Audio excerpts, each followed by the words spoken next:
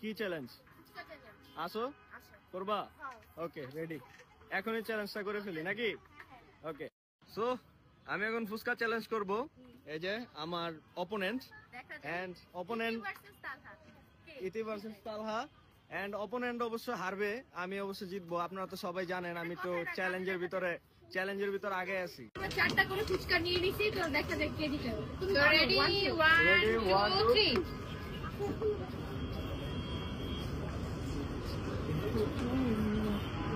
এখন কি বানাবো? পাল্লা দিতে শেষ। ইয়ে হোয়াট 4টাতে কি হলো গাইস? ওর সাথে 4টা শোনা আমি কি বলছি জীবন, যে আমি জিতবো, আমার সাথে জিততে পারবে না চ্যালেঞ্জে। আমি খাইছি এর জন্য আপনি পারবেন। ও ভাবে আমি নরমালি আস্তে ধীরে খাই জন্য আমি ফুলফিল ভাবে খেতে পারবো না চ্যালেঞ্জে। তো সবাই দেখতে পাচ্ছেন কি জানি দেখায়, কি জানি বললা তুমি? কাজে কথা হবে না, কাজে কথা হয়েছে এভরিওয়ান। আমার সাথে এই যে তাহরিম চলে আসছে, আমরা এই জায়গায় বসে আছি, অনেক কষ্ট করে হাইটা নাকি ওর পায়ে একটু সব বেড়ে গেছে। তো যাই হোক, ওকে আমি নামাই দিয়েছিলাম পুলিশ প্লাজার সামনে, এন্ড ও মাত্র ওই জায়গায় বসছে।